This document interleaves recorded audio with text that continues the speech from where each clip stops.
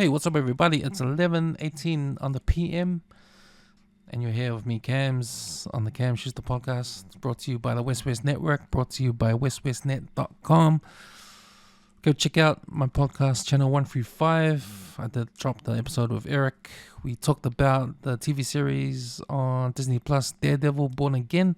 We're going to review that TV show and do an episode for every episode and review every episode of that TV series, Daredevil Born Again, starring Charlie Cox and Vincent D'Onofrio.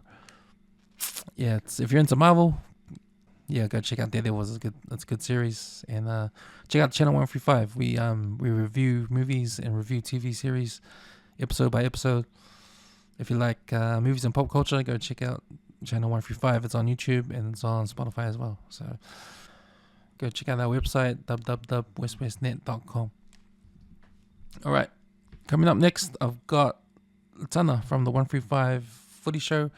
He's going to come talk to me about this round 2 of the NRL. We're going to talk about each of the matches, including the one tonight, Knights and Dolphins, but we're going to give our picks and margins for the rest of the week's games of round 2 on the NRL. Also talk to Roger and Joey from the COUNTER RUCK podcast, our rugby union podcast. Stacey's unavailable this week. He's been busy, so I got the boys to jump on this podcast and give their picks and margins for Super Rugby round 5 this weekend. So I got NRL picks and Super Rugby picks coming up, and at the end I've got my comments corner where I'll give replies to some comments that come up on social media and YouTube about this podcast. So roll the credits. Let's do it.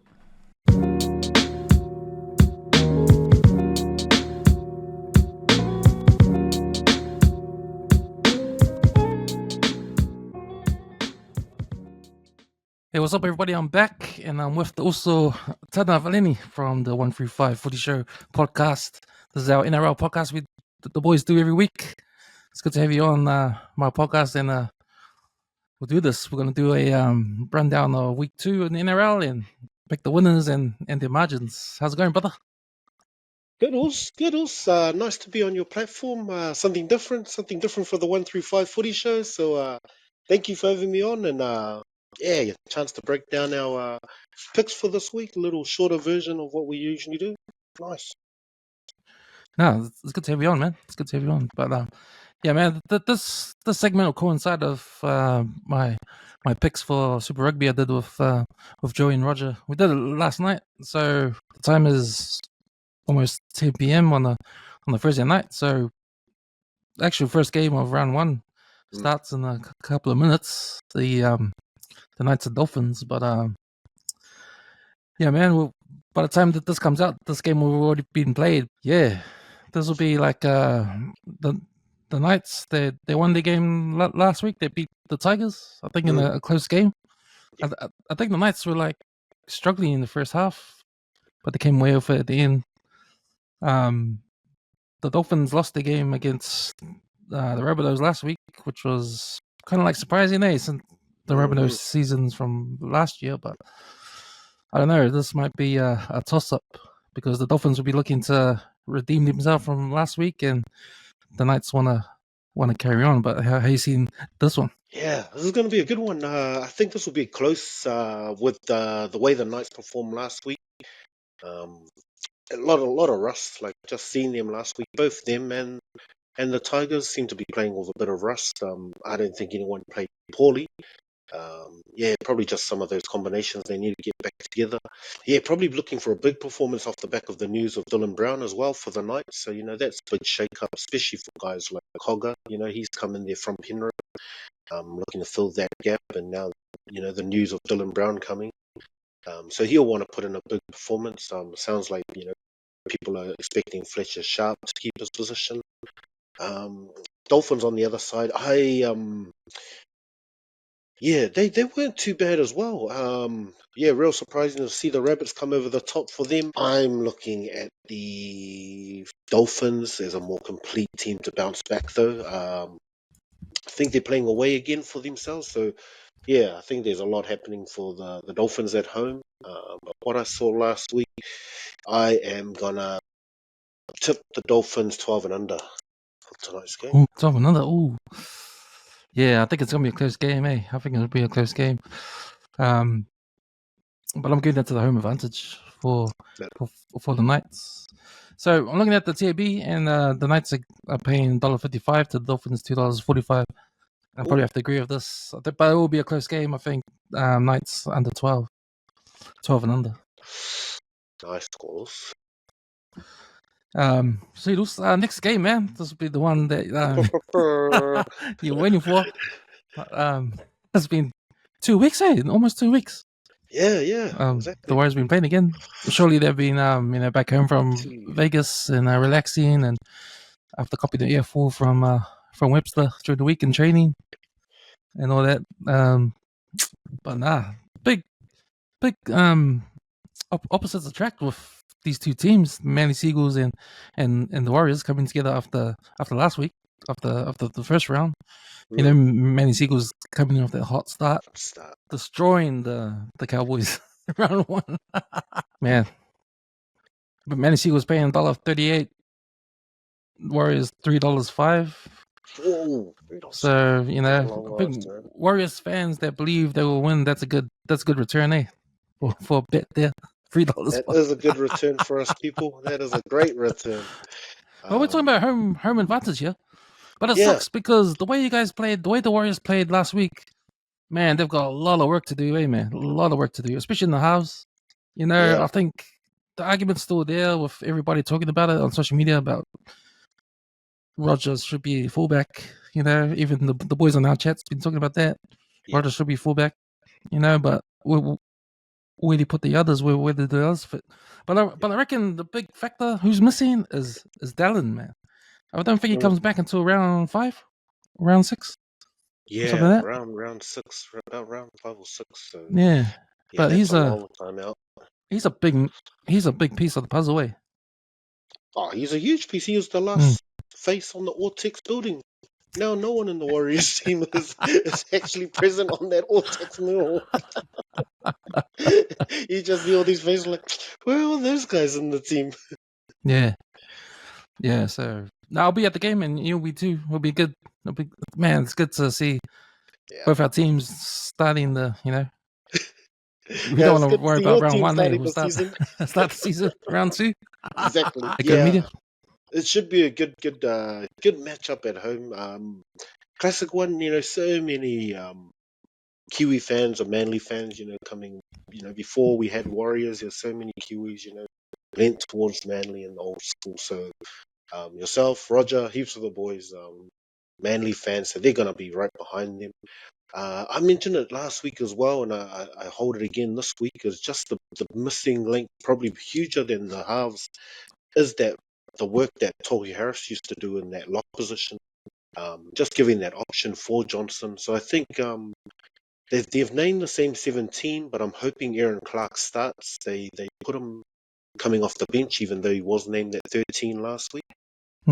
So we'll see. Hopefully he starts in that position. I think he's got a bit more gameplay in the way he plays, and then having Dylan Walker there as well just adds a little bit to the.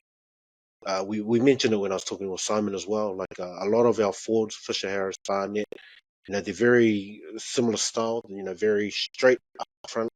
A bit of footwork, but no real ball playing. So yeah, I think Aaron Clark, Dylan Walker should be able to unlock that bit for Luke Metcalf and Harris Tavita. But yeah, I mean it's a real hard fight this game. We are playing up against class, and off the back of what we saw last week, man, Turbo's firing. Like he looks like he's fully fit. Good to see him running with confidence too. Like just those full-on sprints that he was taking, running it straight to the line as well. Lehigh is looking sharp again. Some of the touches he had,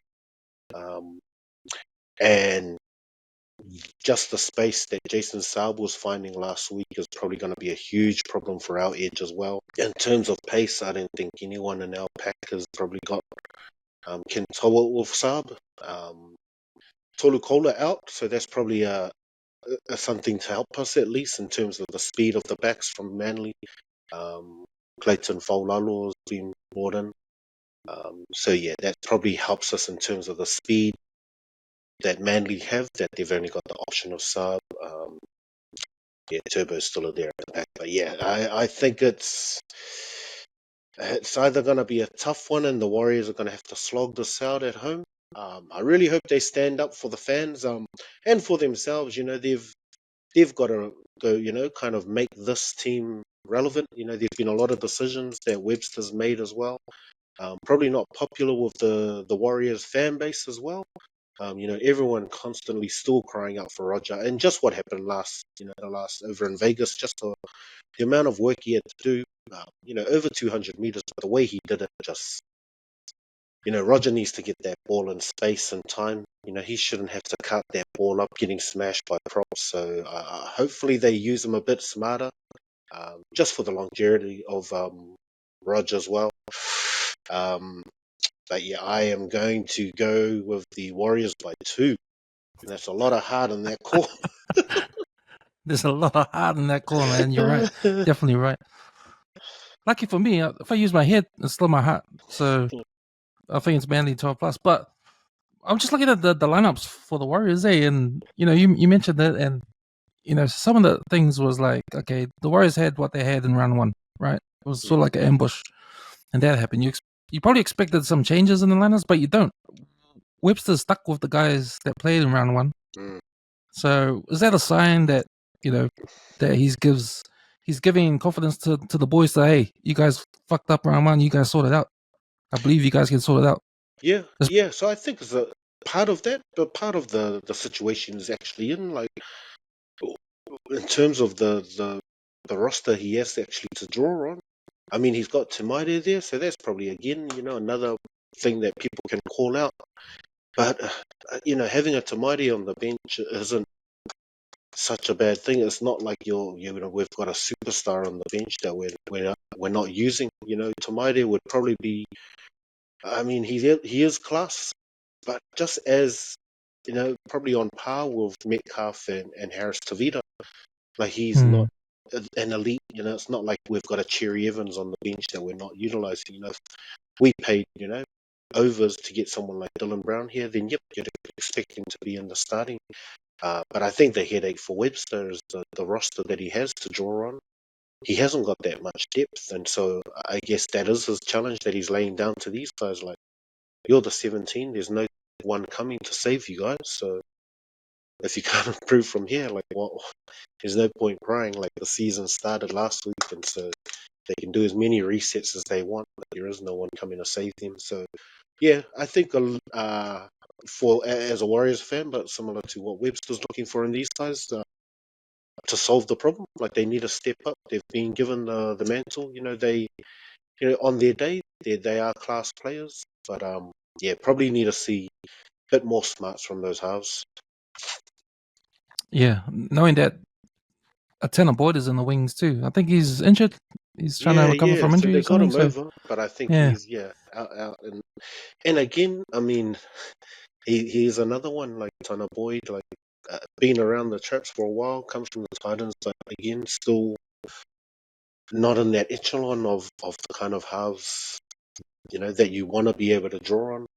Yeah, we haven't got the ability, you know, to have two halves like Ben Hunt and Reynolds. So we stay within our salary cap, so I think that's why we're struggling. I think with the Manly Seagulls, they're always strong in the beginning of the season. This is a long season, and I think with the Manly Seagulls, problem they've had over the years is, you know, their longevity. So they're going to get some injuries during the season, and that's when they fall over sometimes. Especially with a guy like Turbo, if he goes down, then that's a big part of the attack missing, a big part of the punch missing. But they've still got, I think, the depth. They're just short on the depth. You know, you get enough people injured in that team, then it's probably the number they're of playing catch up. injuries. You know, because just how they came out of the gates last week, just everyone looking strong, and so I guess that's the thing as a fan, you know, for a Manly fan too, impressive to see, but then you just kind of do have those doubts, like hopefully they haven't gone too hard too early, like peaking too soon, but yeah, while they're all healthy, it's great to see. And I think last year helped the Manly as well. With Tom out quite a bit. They started figuring out different combinations. Lehigh was awesome at the back. You had Tolu Kola having some turns, Garrett covering. So I think they've got a few options to kind of fix that problem with Turbo. So I think they've learned to, it used to be once Turbo's gone, you guys are kaya. Whereas I think, they've had a lot of time to figure out those combinations of how they, play different teams without Turbo. So I think they've got enough combinations there. But you're right, like it just depends. Like one thing to get, one of the guys out for the season, but as soon as you two or three, that's when I think that's any team though, especially with the caliber of your players. Jazz Tevanga, you looking for a lot from him? He wasn't too bad last week. No, playing hooker, yeah. So he's taking over Lachlan Croker, who's injured. He's had surgery, but yeah, not bad. I thought it's funny because I had him on my fantasy because I needed a hooker because I had Carousel, but he was suspended round one. Yeah. So I needed a hooker, so I looked on the on the what do you call it, the free agents, and so Tuvanga was there, so I grabbed him. But then I went back. I went, wait, hang on. He hasn't played much as hooker, so he might, it's just starting out, So I thought, okay, there must be a better guy out there. So I found Crosland from the Kiwis, that plays 4 nights.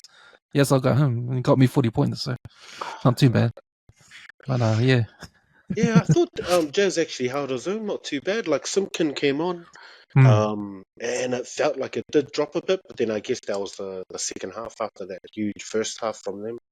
But yeah, no, Jazz's passes were crisp. Long time seen him playing hooker, so it should be interesting, that battle. I think that'll be probably something that we can gain there in the middle with Wade Egan. Just his smarts around the ruck. And probably just them knowing that Jazz is going to have a go every time he gets a chance near the lines. Hopefully the guys are ready for it. Jazz is going to do everything in his power to score against the Warriors, so he might fuck it up for Manly. And I'm loving the hype too. I'm loving the Jazz narrative coming back to go meet the stadium and the trash talking that's happening there between what he's saying about coming back to the Warriors. Sipley, is it? Both of them coming back. So yeah, I think that's one thing. Yeah, a lot of the Kiwi boys, whenever they play the Warriors, they're always up for it. So whenever you've got more Kiwi boys, it always helps your team get up. Okay, you got Warriors by 2. I got Manly Seagulls 13 plus. Next game, Penrith Panthers against the Sydney Roosters. Now, man, we probably always known Sydney Roosters going to be like a bit short from last year, considering all the players they've lost. And even worse than that, they've lost Sam Walker to injury. Yeah. Spencer Lee-Neal's suspended for, I think, today and next week. I think he's coming back next week or something like that. But the loss of Joey Manu to rugby, and Joey Manu, he's got signed with a French club now, a French rugby club. Yeah. So he's going there. Luke Keary's left retired. Japan. Yeah, because they were losing. They were losing. So he's signed with a French club. So I think the Roosters fans thought he was going to come back, but nah, he's going to France. But Luke Keary's retired. So Hargraves, he's gone to Super League. Yeah. I thought he retired, but yeah. Oh, he's retired. Yeah. Yeah. So, and it showed last week because they got fussy. Yeah. They got fussy last week, but man, I like that new guy I see, that Robert Toia, like the center. Yeah, he had a good try, bro. Yeah, he had some good runs early in. Yeah, so he's not bad, and apparently he's a junior, so he's come up through their ranks. So yeah, he looks solid. Like, good opportunity to bring a young centre through. Yeah, he actually had a few good runs. Oh, he's a New Zealand boy as well. Was he? Oh, yeah. I think the Radley got hit and got concussed there. He had to be taken out. So so that's a huge out for them as well. Yeah, so they're up against the Penrith Panthers, and it's funny because in round 1 in Vegas, Penrith Panthers weren't even too flash, but they still won, right? Yeah. Against a solid Sharks. Sharks look good. Sharks are good, Sharks are right? real good, and then But they still lost. And it's funny when you watch the game, like you saw a lot of mistakes happen on the Penrith side, but they sort of like absorbed all that sort of negative energy, all those errors, and just came out on top at the end, and showing their class and that. So, yeah, man, I think this is an obvious one. It's Sydney Roosters paid $11 to Penrith Panthers $4. So $11. I'm going Penrith 13 plus. How about you? Yeah. Backing you on that one. There's not much you can say more than that. Yeah, like what you pointed out with just the losses and the Roosters have had. I mean, even before the first ball was kicked off last week, everyone kind of looked at the squad and thought they were half decent. They've got enough guys there with experience to kind of, and I do agree with what they're doing. I like kind of the stance that Trent Robinson's taken. A lot of people commenting, these guys have got money, they could go buy all these players. What are they up to? So probably going to be hard for the next few years for Roosters fans, but it's good for the game. Like you think Sydney's such a hub for talent, and these guys can't just keep buying players off each other and not letting some new talent. That's part of the reason we're so short on sevens at the moment. There's not enough new sevens getting time in the game, time to develop and come through. So yeah, I probably at the expense of the Roosters, I agree with what they're doing for the game. Just letting some new talent come through the ranks, get time under their belts. So yeah, probably for this season, or maybe even the first half of the season, will take a bit. But yeah, like you mentioned, talent like Toia, even Noah Tawasi, the guy from rugby. He's a big body. So yeah, I think just time on the field for some of these boys. But yeah, right now, another whitewash. So it's gonna be a hard couple of weeks for these Roosters fans to see their team. Yeah, such a dominant team just getting beaten up 2 weeks in a row. People are going to be throwing their toys, but I think keep the faith in the Roosters. I agree, but Townsend's an interesting one. He just doesn't even look like he fits in there. He's struggling right now. I still picture him with a Cowboys outfit on. Yeah, exactly. And it's kind of hard to looking at the Cowboys now. You wonder why he left. He probably would have been better off just helping them because he's come to retire and lose at Roosters. Yeah, Brian To'o's back in the lineup. He's back from injury, so his put him first back head in out the team. for the season. Yeah. Next we got the St. George Dragons versus the South Sydney Rabbitohs. I think So Dragons paying $1.48 to South Sydney's $2.65.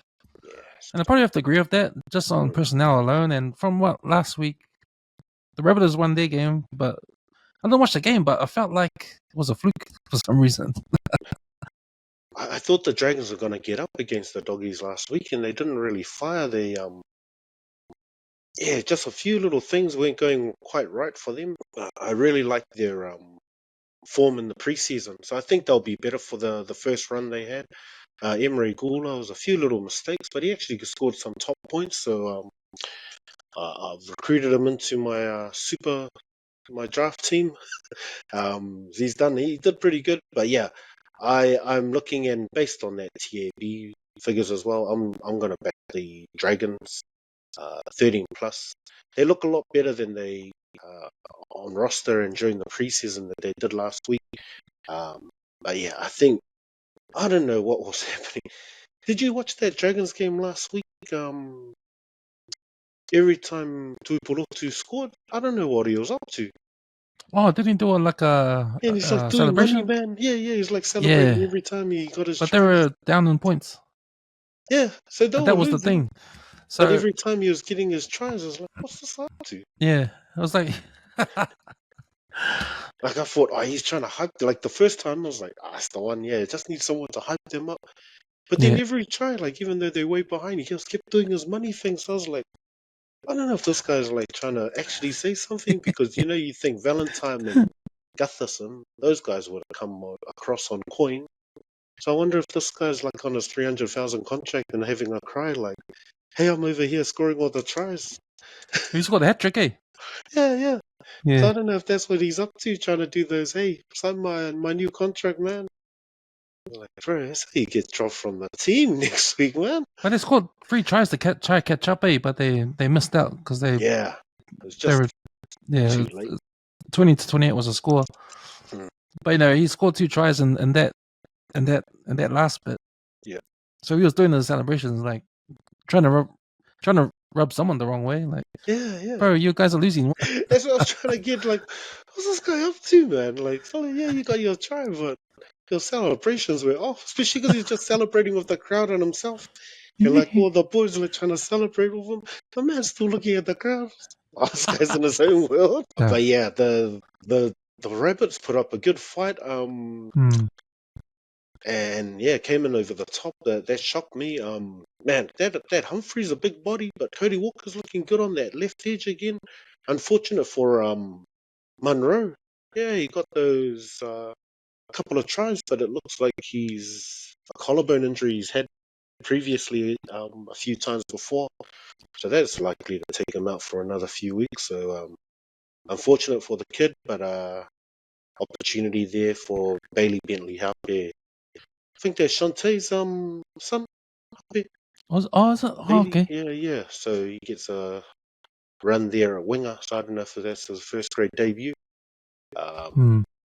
But yeah, outside of that, yeah, I'm looking at Dragons probably taking this. Actually, I'll go Dragons 12 and under. Yep, there's a home side winning that one. I got them too. 12 and under for the Dragons. Next game, we got North Queensland Cowboys coming off that horror loss last first round against the Cronulla Sharks. Also coming off a loss. But I think this is time for redemption, man? Yeah. So Cowboys paying $3.10 to Sharks $1.36. Yeah, some big odds. Say you don't really see that in most of the league games. But I wonder if it's just because it's early in the season, they're still trying to figure it out. But I agree. Based on that outing last week from the Cowboys, I can't even put a finger on like where the issues are there. There's just it was just messy, but I think the Manly played well. It was quite hard to figure out what was going on with the Cowboys there. But yeah, I reckon the Sharks, they, like you said, they had that game pretty much against the Panthers, but the Panthers were just class.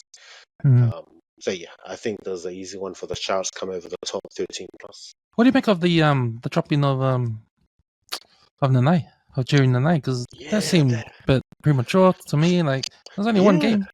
It's not like the whole team wasn't doing Yeah, good. exactly. And that's what I mentioned. Like there was I couldn't blame anyone. It just looked like a poor team effort, and so to single out one player and say, you need to work on your D. Well, yeah, I feel sorry for Kai O'Donnell because he's just going to target him now. It's like, cool, let's target the young kid and we'll just go hard at him. So, yeah, poor kid's going to have Oregon and bloody Aiden for Noah Blake running straight at him now. It's like, oh, thanks. Yeah. But yeah, I agree. I thought it was quite a harsh call, especially first round of the season. So I don't know if there's stuff there, from the preseason training and stuff, but you would have thought, based on your preseason training, that's how you choose your team. And if Kai was doing better sets, he'd be starting last week. So interesting, just from that one test that he's saw enough to go, yeah, you need to work on your defense. But yeah, I guess Nanai's a professional. He'll probably go away, work hard, and I wouldn't be surprised he'd be straight back in next week after the Cowboys fall to the Sharks. Yeah, that just speaks of Todd Payton. He's the coach. Mm-hmm. So man, panic stations already. He's only round one, mate. Yeah, no way. We get it. We get it. He probably got told in the off season, hey mate, you've been here a while now, Toddy. Yeah, our house players playing for Tonga injured, and now he can't start for us. So sort out, mate. I think another factor for this match is the addition and subtraction. So if you look at the Sharks, they've just added. So they've added a big prop in Adam Fanua-Blake. So that's a big upgrade for them. And you look at Queensland and who's they've lost. So Valentine's Holmes gone. And their number 7's gone there. Yeah, Chad's gone as well. Yeah. So, and that's why they got wasted last week.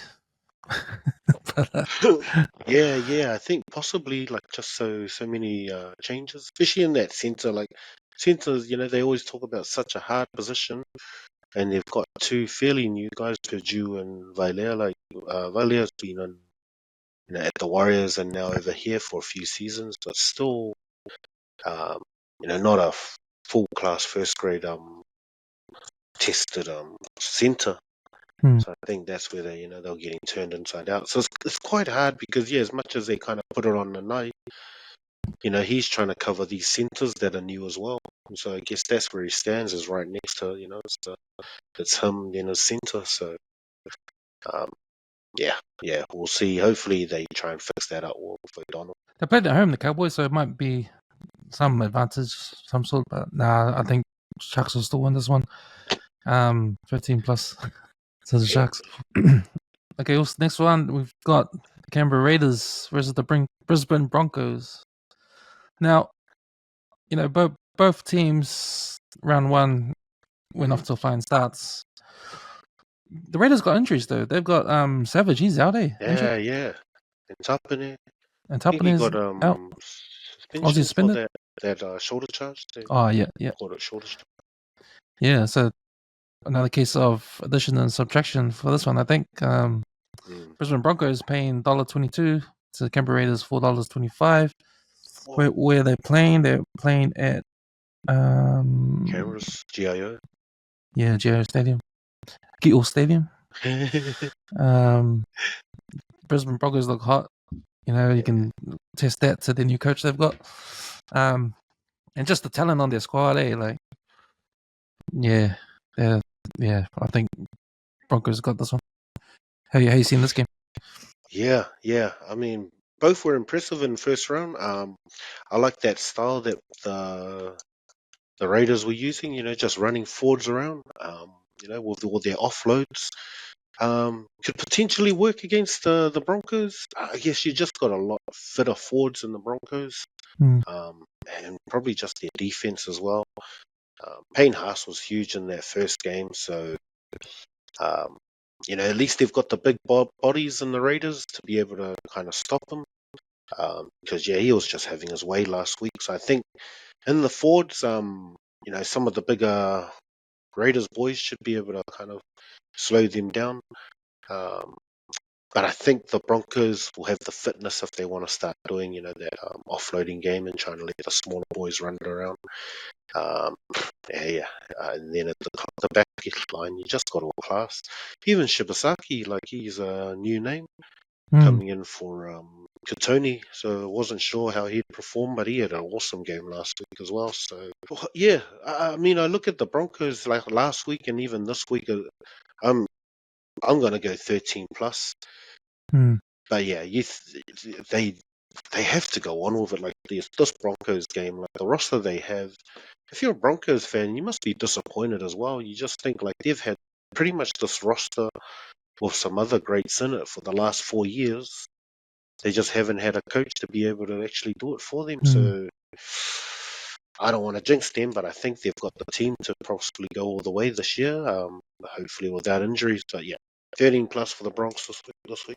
Yeah, I think it's kind of hard to look at the Bronx because the way they beat Roosters last week, you can't really gauge where they're at. It's still like they need to face a good team, and maybe Canberra Raiders are a better team than what the Roosters are right now, even with Savage out and it's up and out. Maybe they're just a little bit better than Roosters, but yeah, they're yet to be tested. The Brisbane Broncos, to see where they're at, but it'd be good to see them play a top team like Penrith or Melbourne Storm.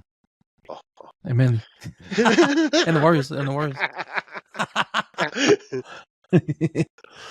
But yeah, I'm saying, bro. Broncos 13 plus for me.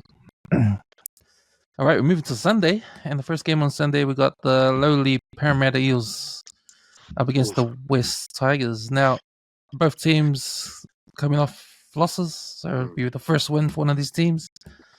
And the way the Tigers played last week, man, the new guys they got, Luai, made a big difference, eh? Yeah. Especially in the halves there. Like, he was still doing his side to side moves and side stepping and all that kind of stuff. But yeah, I'm picking Tigers for the first win of the season in the Luai era. Nice. Yeah, I agree. Tigers paying $1.65. Eels paying $2.25. Oh, that's closer than I That's a thought. close one there. Yeah. The replay of last year's Wooden Spoon Bowl. But yeah, I think we might get the same result with the Tigers coming up on top. Yeah, they look good. Like there was just a few little things they couldn't finish. Mason, he was okay, but I think that was the difference. Just he got the ball quite a lot, but just probably not the impact Buller has. Just that speed.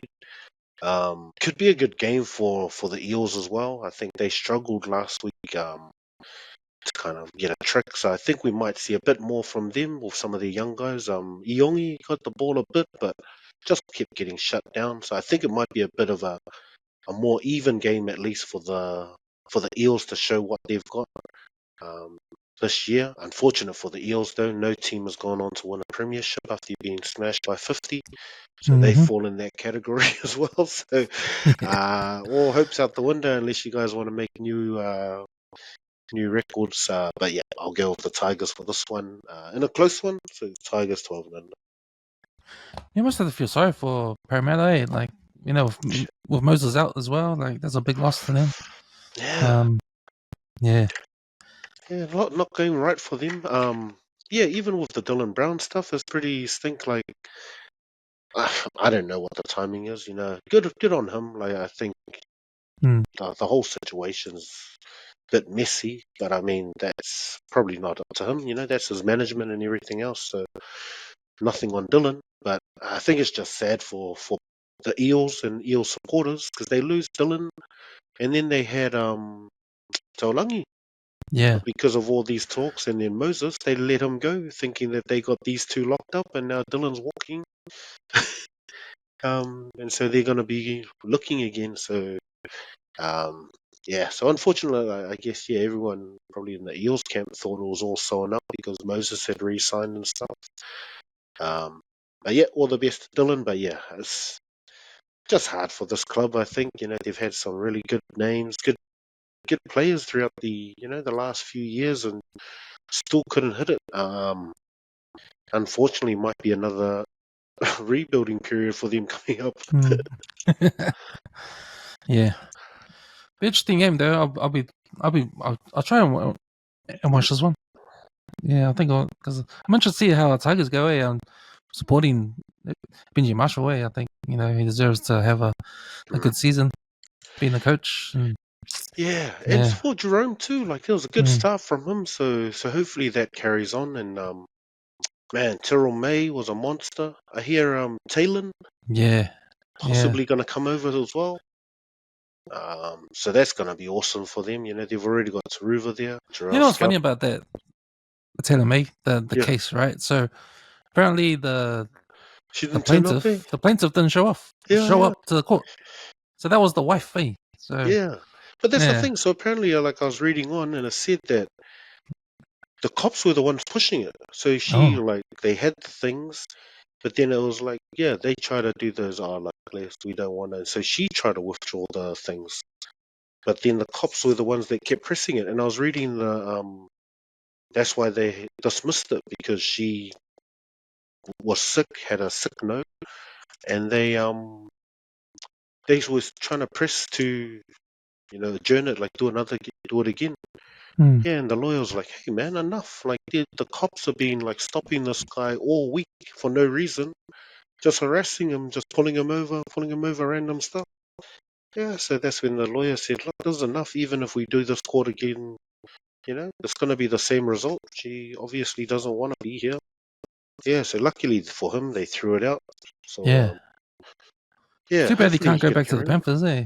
But well, I'm sure the Panthers must be gutted. Like, hey man, we had our gun winger, we're losing all our other wingers, and then you guys just tell us we're not allowed to have them. I've always been a fan of Taylor May ever since I first saw him play. Like him and Charlie Staines when they were at Penrith.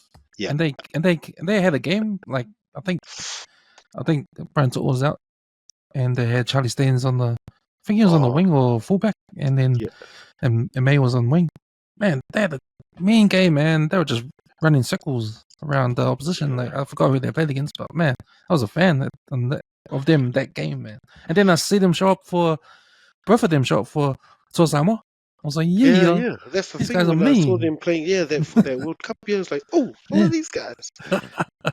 Yeah, but I think Taylor's going to be a huge addition. Like he's just especially for a small guy, he's a bit of a mongrel. Like you could Mm. tell that the way when I used to see his interviews, I was like, so this guy's cut here, bro. Like he looks like he's gonna fuss you someone if you get in his way. Yeah, for a little dude, but yeah, I think it'd be awesome for the boys because I think even when he was there and Terrell was looking for a contract, I think they couldn't get him in the Panthers. Mm. But these guys always talked about wanting to play together, so that's awesome that they get to finally, come to the Yeah, Tigers and play together. So I think that's another plus for the Tigers as a club as well. yeah. Before seeing that, when's the last game? We're up to the last game Oh, of the round. The Bulldogs. Also Isaiah's Bulldogs. team. The Bulldogs versus the Gold Coast Titans. Now the Gold Coast Titans had a bye last week, so this is the Mm, first game of the season. So probably got nothing to go on form. But on paper they look good, eh? The yeah, Titans. yeah. Well, heaps of big ins back for them as well. So should be exciting. I guess that's the thing for Titans fans. They're all like, man, can't wait to see our team finally get on there with Tino back as well. Yep, So Tino's back. Yep. changing their halves as well. That preseason mix up that we saw. So AJ and Jaden Campbell in the middle for them. So that's going to be interesting to see if they stick with that throughout the season. And Keanu, smashing it at the back. So it's going to be exciting, especially, the Dogs. They did okay to come up over the top last week, but I wasn't fully sold on them. Maybe just a bit of rust too. But yeah, this should be a good matchup. I'm looking forward to see what the Titans do. So Hmm. I might actually go Titans by a close one on this. Ooh, I think they're playing at Belmore. Yeah, Bummel. So I see Campbell Gillard's there. I don't know. You moved there. Oh, is that where you went? Regan Oh, Campbell yeah. Gillard's playing Oh, prop for Titans. the Eels. Oh, Eels. Old school. Yeah. So yeah, that back line is exciting, eh? With Keanu and Khan Yeah, yeah. Herrera. Khan on the side as well. Mm. Um, it's a hard one because the Bulldogs coming off that win. They won round one. Yeah, yeah. They So they're beat at home. So they'll the be Dragons. man. Those Bulldog fans are crazy, man. Man, that was a good. Just that. Yeah, they were hyped. That's a old school rivalry though. Dragons and Yeah. Bulldogs. They used to always be one of the main games. Man, that was cool. Yeah, just seeing those locals like Bogans, maybe hooligans. Yeah, it was funny. You see that one? Someone threw a Dragons supporter threw a pipe. Oh yeah. Yes. And the cops talked to Yeah, him, yeah. eh? I was Or like, the this guy security. throw his pipe. But it was funny. The doggies player come and show his dirty shirt. Yeah. Well, So TAB's paying Bulldogs $1.44 to go to Titans $2.80. So if you're going for Titans, there's a good return there. You can sort of the outsiders almost in triple this your thing. money there. But oh man, I think Bulldogs at home, man, with that crowd, gonna be a difference, man. Gonna be the difference. And I didn't watch the game, but I heard they struggled with that win they against Dragons. Is that right? Yeah, yeah, yeah. It's just like back and forth. So that's what I was saying. I don't know if it's just because it's just early in the season, just a bit of rust. Yeah, that Jacob Preston, he's playing awesome for them. He's solid. Yeah. I think they just not really clicking yet. Like, still a bit robotic, but I think they'll figure it out. But, yeah, I'm really looking forward to the Titans. Just hopefully they have a good start to this season. Nice. Yeah. Yeah, that's us. That's Nice, that's right? round two of the NRL. Hey, Done and dusted. gonna make quite a bit with this Warriors Roosters Titans multi. Is that $11 for the Roosters, $3 for the Warriors, and $2.80 for the Titans? Yeah. More than enough lunch. Yeah. Thank you. That was fun. Nice and short little catch up on the Cam Schuster podcast. Yeah, thanks. Thanks, man. Yeah, I enjoyed it too. Yeah, I'm enjoying doing this. I'm enjoying doing random talks about random games or Nice. previews and reviews and all that. Nah, it's pretty good. I'm trying to do a few more sports. I know the New Zealand Basketball League started yesterday, Oh, yeah, so yeah. I'll be following the Auckland Tuatara. They have their game on Saturday, 7:00. But they started this new thing in basketball. They call it the Rapid League. So Oh, what it is it's like a fast version of basketball before the main game. So each NBL game that happens, they've got a game before it, an hour start. That Rapid League game starts an hour before the main game. yeah. So what it is, it's 4 quarters of 4 minutes. 4-minute quarters. Yeah, Oh, yeah. and it's just fast breaks. But it's you can't the team. So if Auckland are playing Waikato, then the game before the main game, Auckland Waikato game, there's the Rapid League game, Auckland and Waikato. So how they make up the team is that the team has to be made of. They can't be the starters. It can't be the 5 starters. But it is actual stars from your those teams. Players from the teams, yeah. But they can't okay. be starters. Yeah. And they can't be imports. Oh, so it is someone from your top roster. So that it's has to basically be the bench players. Yeah, yeah. Oh, Yeah. that's pretty cool. So it's kind of like a reserves game, but not a full length. Yeah, but not game. full length. It's just Yeah, yeah. 4-minute quarters. Yeah. And it's supposed to be like no fast breaks. I mean, there's just fast breaks, so it's a sped up version of the game. So what's fast breaks mean? Like you like you don't set up your offense. You just just you go take it straight to the hoop. Get it down there. Yeah, yeah. Yeah. Okay, yeah. Yeah. Oh man, So that's nice. yeah, apparently it started last year, so I didn't see any of it. So I'm interested to see how it looks. But yeah, it sounds interesting. You know, but apparently it's only played here in New Zealand. Yeah. So what we're going to the game tomorrow, but I haven't really looked into it because I guess that's the thing. Like on a Friday night, it's not like you kind of need the whole entertainment and stuff. It's really just go for the game. Like I was just trying to think, how we were talking about, things to make the game more exciting. When it's a Friday, it's kind of like, just finished work. You want to get something in and go to the game and just watch the game. Don't need the build-ups. But it'd be interesting. Yeah, I just want to try and listen out. Like how Sai was saying from Vegas, like just the way it's quiet when it's no commentary. Blasting music until the game starts. But all blasting music right through sounds pretty cool. It's alright. The Warriors are down. I'll start making my own music. The music of footsteps. You might see me in the crowd standing up while everyone's sitting down. I'll be standing up cheering. All these Warriors jerseys around me, I'm sitting down on these seats. Yeah. That's the thing. It's the only thing. You just get a full stadium of sorry asses if they end up losing. Man, there was one time long walk to try and find your car and sit in the traffic and watch all these people badly. I was like, oh, wolves. Oh man, my best.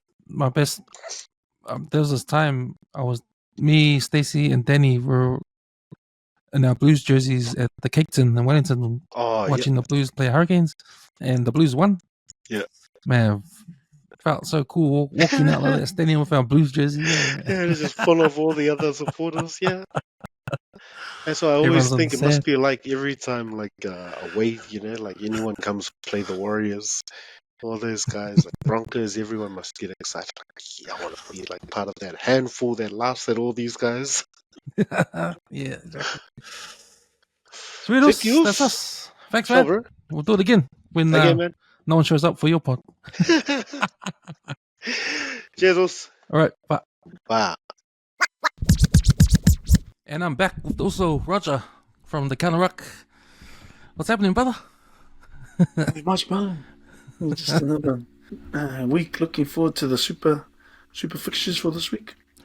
Yeah, man. It's good that the Super Rugby Fantasy is out because that's allowed these teams to bring their team list out on a Wednesday now. Oh yes, because in the past, because teams are playing at different times throughout the weekend, they bring it out later on, But now all the lineups are coming out Yep, that's right. Yeah, I'm that's not right. involved in the Super Fantasy, so okay, that makes sense then. Yeah, it's just one of those extra curricular things that the fans can engage with. You know, they're trying to make Super Rugby, more engaging for the fans. So Super Rugby Fantasy is one of the things they've brought out there. So yeah, so Okay. at the end of the week, they just tally up your scores, and then you put in position. You might be out of 60,000 people. I think there's 60,000 people that have registered. They'll put you in a position within that 60,000. They used to do that a while back, especially for the June tests. They used to have the mid-year. Oh, whoa, whoa, whoa, whoa, whoa. Whoa. A veces pulou, a veces não pulou. Deixa-me que só e forma do pulou, né? It's What's up, just his paw tie. He has to come in with his paw tie. Thank you for your patience. Now we're just gonna go through the teams and the games and just sort out who's gonna win or lose and give our margins. But we're just having a little intro and talking about the Super Rugby Fantasy. Oh, yeah. Are you playing it? No, I'm not. Yeah. So Is there any money in it? nah. It's not as sophisticated as the ones we used to play. Oh, yeah. Probably as the years go by, they'll upgrade it. Well, since there's no money in it. Nah, there's no money in it. But yeah, man, yeah, it is. But no, I'm glad you guys are on. Taking a break from COUNTER RUCK and be on the Cam Schuster podcast, talk about some Super Rugby picks and margins. So I named the segment Picks and Margins, so we're going to go through each of the games this weekend. So it's a different podcast podcast depending on who's available, is it? Yeah, I don't mind. It's going to be random. I'll just get random people in each time. So the first game of the round, we're up to round 5, Friday, 7 p.m. We've got the Highlanders playing at home up against the Hurricanes, right? So the Highlanders coming off a bye. They're in third place. I see Jonathan Ricky is back on the wing. Man, when was the last time that guy played? Jonathan Ricky. Yeah. Man, I haven't heard that name in a while. Yeah, so he's starting. He's on the wing there. They're up against the Canes. Now the Canes, they're at the bottom of the table. Yeah, rightly so. They've conceded 5 or more tries in all of their games so far, so their defense needs some work. But they've won their last 4 games down at Forsyth Bar Stadium. The TAB odds, they got the Highlanders at $1.75 and the Hurricanes at $2. So I'm agreeing with them. I'm picking the Highlanders. How about you, Rog? It only makes sense for the Highlanders to be the favourites going into this one because you look at where the table is at the moment. Who would have thought at the beginning? I'm not sure if we go back into the preview of our Super season where we were considering that the Highlanders would be. They're sitting in third place and they're playing against the Hurricanes who are sitting at the bottom of the table, 11th. So it's unfortunate for the Canes. They've lost their last... what are we on with the Canes? They've won 1 out of the 4, similar to the Blues. We'll get to the Blues later on, but 1 of 4. Unfortunately, they dropped their game against Moana Pacifica last week. And it was telling because, like you're saying, they scored 5 tries against Moana, but they conceded 6. And Moana, they did well to get out to an early lead. But the Canes had a lot of ball, and they had 120 carries compared to Moana's 89. So they've got, they've got the arsenal to win games.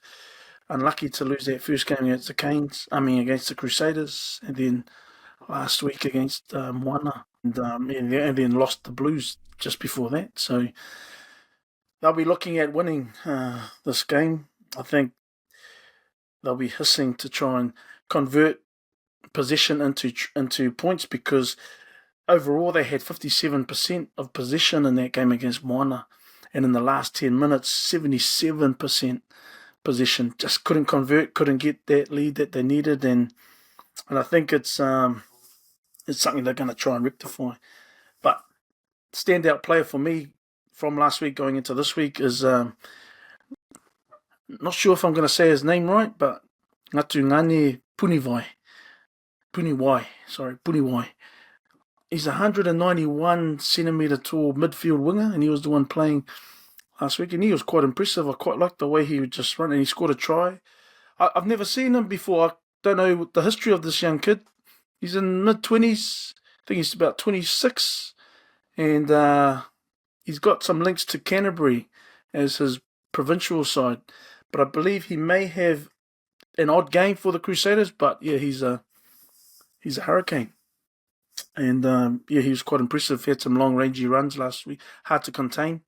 But he showed a lot of promise and potential, and quite the force to be reckoned with. So hopefully he can be the reason why that the Canes can get a win. And they've got a lot of guys coming back. Asafa Omua, Tyro Lomax.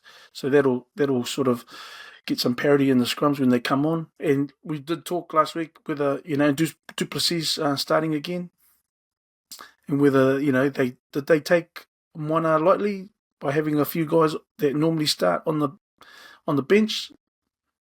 Yeah, they had a lot of their starters from the week previous on the bench. Yeah, so they formed sort of like a little bomb squad. That's right, and not taking anything away from Moana, but could there have been a difference? Who knows? But Moana, they deserve that win, and so there'd be something that the Hurricanes would try and shore up in terms of and Moana's scrum. I was really impressed with their scrummaging again. So right from the get-go, when they played the Force at the beginning of the season, they were showing some good signs, and so they have had done some really good work, and Miracle Whailangi made a mention that having someone like Adi Savia in their ranks just inspires everyone else to try and get to that next level and trying to be better than. And so I think it's been a big reason, and that win last week was just a celebration of that. So Hurricanes for you then? Hurricanes for me, 12 and under. And I reckon Highlanders will be a hard one to, because Highlanders are still missing Finn Hurley, who we saw in the opening. I think, and he's still got that quad injury.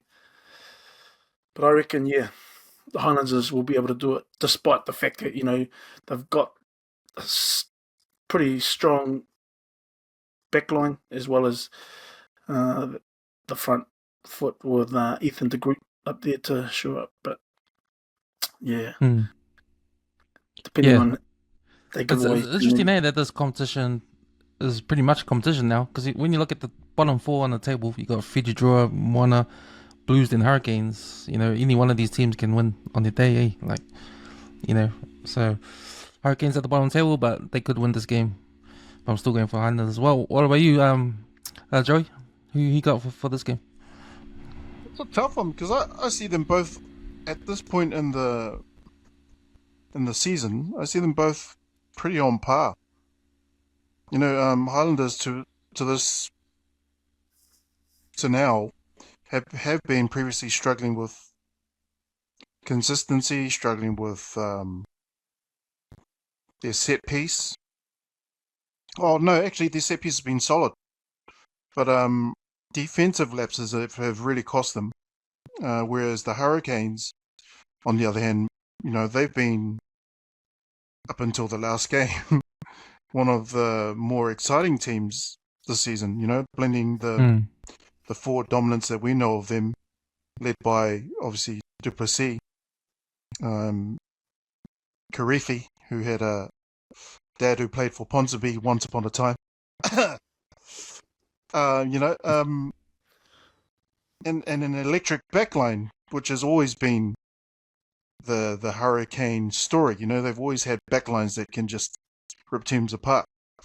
But I think from a tactical perspective, I think the pace of and the physicality of the Canes will definitely test the Highlanders, and I think the Highlanders will need to really disrupt their attack early. And if the Highlanders are to slow the game down, which I think is a good tactic, I think they need to really keep it tight and play a territory-based game. They might just stay in the fight. But in terms of key players, I think the Canes will have Geordie Barrett, who will be obviously making the plays. You've got Asafo Aumua in the front there, who his carries can, inspire the team, but also get some yardage in those moments where they need it. But for the Landers, on the other hand, Cameron Miller, he could get in goal-kicking range, and that's crucial to gather those points when they are at hand. And you've also got young Sam Gilbert. I say young because I'm probably older than all of them. Him and his counter-attacks, which is, what he's been showing. I think with that, my prediction would be similar to Rog, but I'd go for the 12 plus, not 12 and under for the Canes. Unless the weather slows the game right down, then it will be more of a 12 and under. Okay. I'm going for 12 and under for Highlanders. Oh, 12 and under for the Highlanders. Yeah. I can see that happening too, Cam. I'm just worried because Hurricanes are now in desperation, panic stations now because they need to get a win to sort of try and climb and come into that, they want to try and make a push for that top 6, say. So they need this one. It's going to be an awesome game, I believe, because you got some fiery outside backs in Caleb Tangitau, as we've seen in the first few weeks. Tane Robinson, I believe he's done awesome as well to try and stake a claim in directing the backline. But Timothy Tavatavanawa, he's not going to change anything to him until they have been on par with any of the backlines that they'll come up against, and Timothy's still doing his thing and winning those turnovers. It's going to be a tight game. It's going to be an exciting game, but just the way that Perifi came in, and you could see the disappointment at the end of the game with them letting that one go and losing to Moana. But his injection, the way he came off the bench, you could see how much quicker he was compared to, the fatiguing Moana defense. But yeah, he'll be ruining the chances that they let go there, and that's why I'll just give them the edges to be able to pit the Highlanders, despite the Highlanders having won 2 of their 3. They'll go 50% after this weekend. All right. Next game. So 9:30 game on Friday. Brumbies and Druer. They're playing at Geo Stadium in Canberra. The Brumbies, they beat the Druer at home, the first game. So they're playing them again. Noah Lolasio's back at number 10. So yeah, I think and coming off that win against the Blues last week, they're on a bit of a high. I don't think massive high. I don't think Druer will do well travelling, especially travelling in the back of a truck again, if they do. But Brumbies versus Druer, playing at Geo Stadium in Canberra. I think, no offence to all the Canberra folks,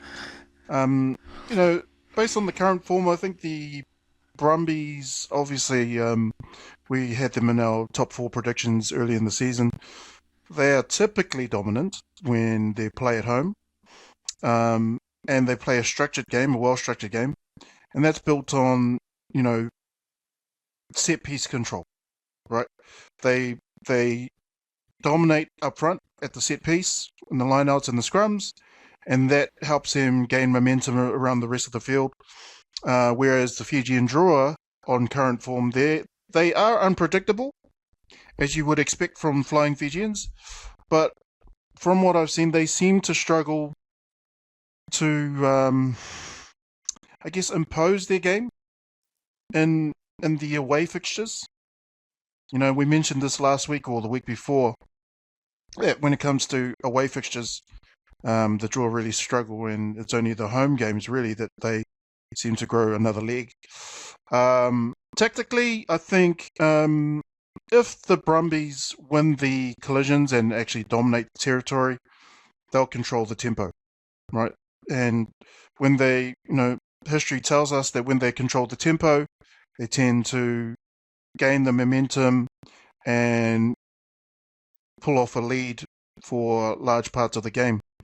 I think for the Druer, in terms of tactical breakdown, they have offloading down pat.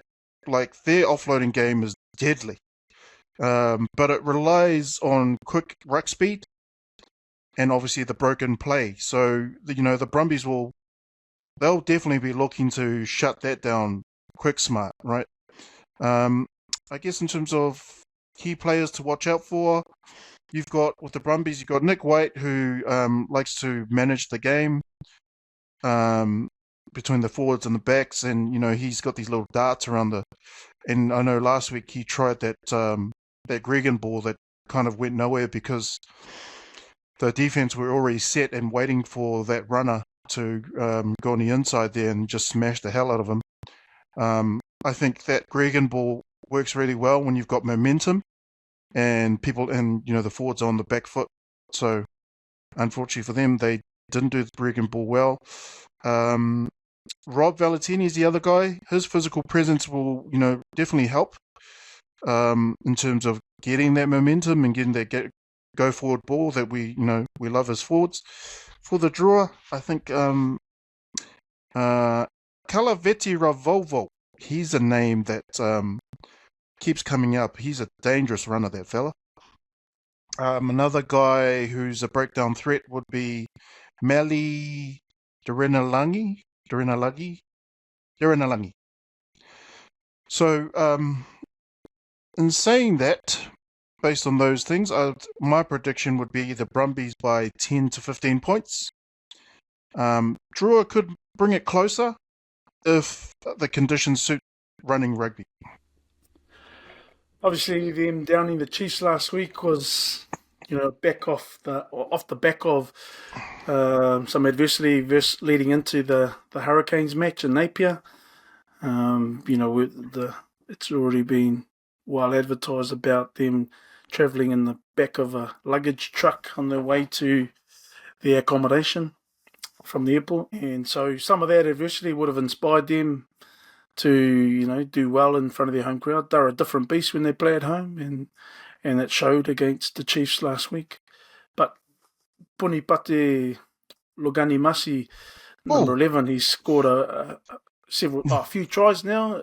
I think the last couple of games he's a couple of braces, a couple of doubles.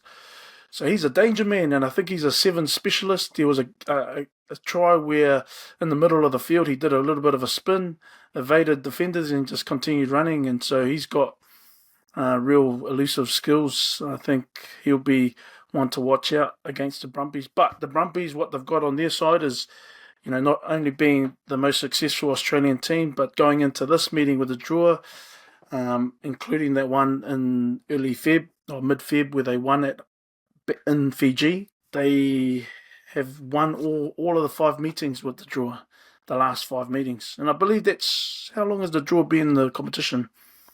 22, 23, 24. Yeah, so this is their 4th season. And they've won all the meetings since 2022. So it was a close one earlier this year, but I think the Brumbies are going to be hard to beat at home. The Druer, they'll have a whole lot of confidence having beaten the table-topping Chiefs at the moment. So they'll come into this knowing that they can topple another giant in the Australian game. But at the same time, the Brumbies won't.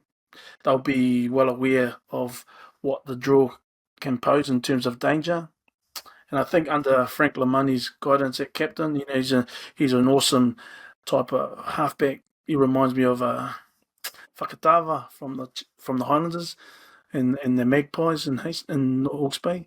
So he's another one that they'll be looking at to try and shut down, because some of his inside ball, but then his support play as well with all the rangy players outside him.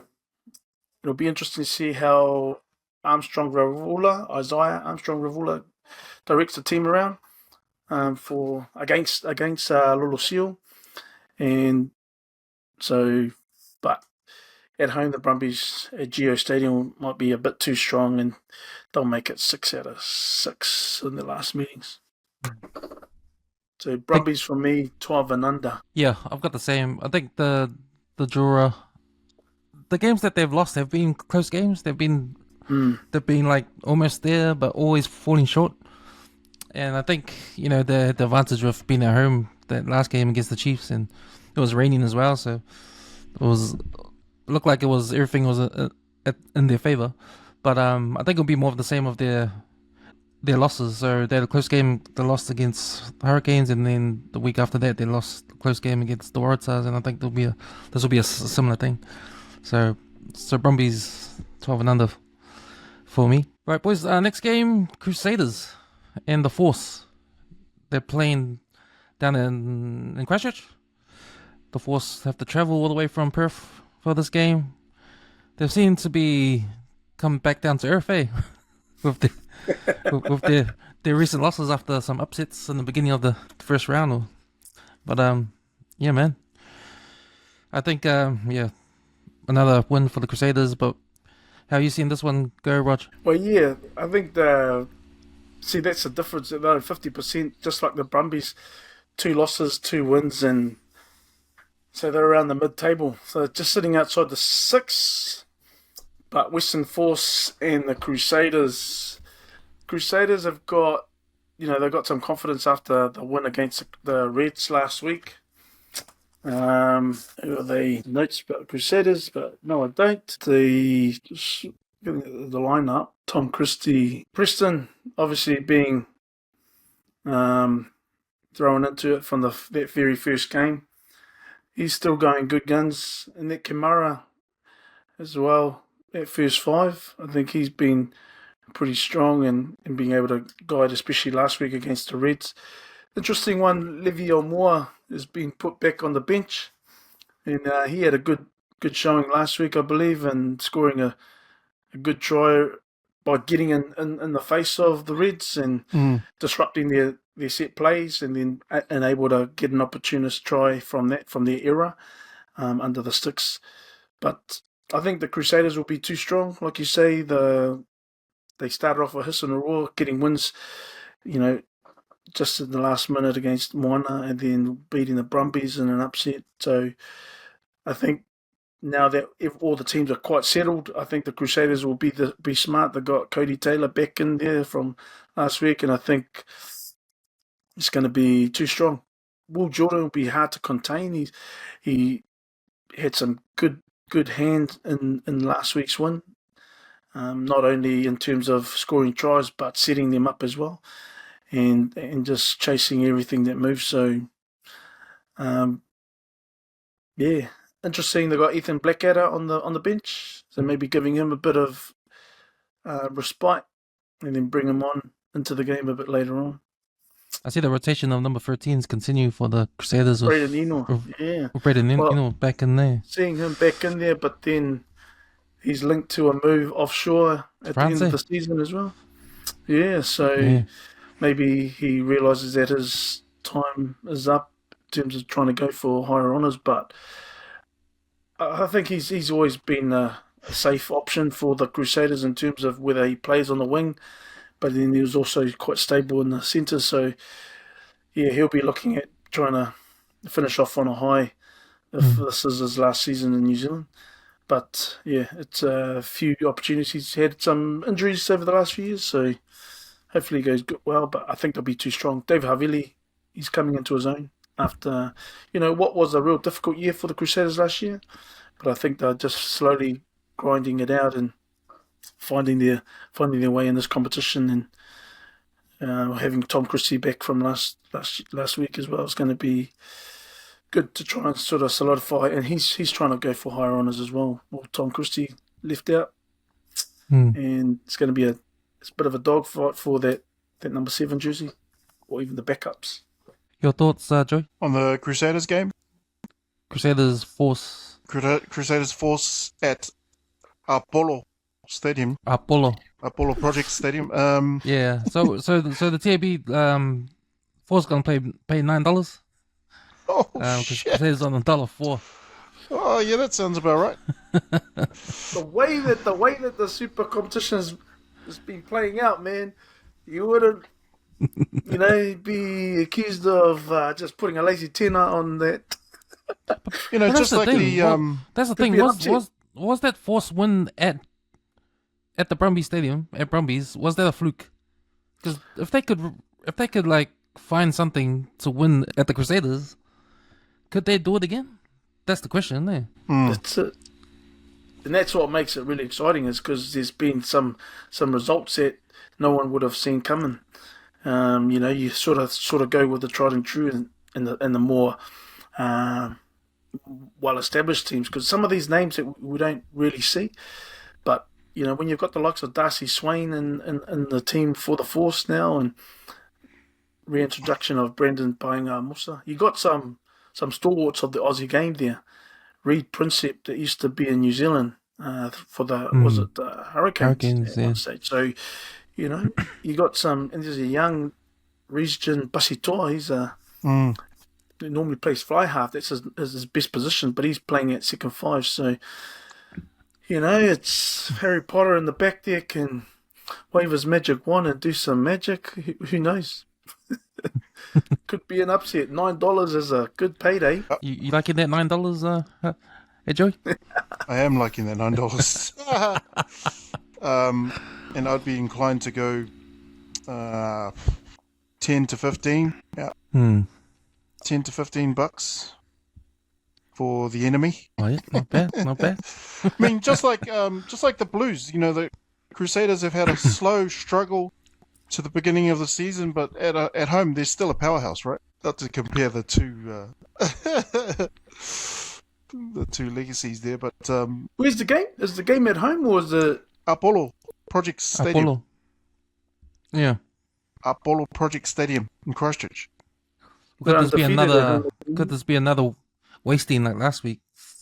Crusaders 43-19 on the Reds last week at Apollo. But then that's the thing. It could be okay. Then does it mean that the Western Force starts showing their hand in terms of, oh yeah, that's the Western Force of old that we're used to? That they'll slowly be. They won a couple of games at the beginning, and are they going to slowly keep on making a bit of a decline on the table? But I guess this game is going to be, in this time of the competition, round 5 out of 16 rounds.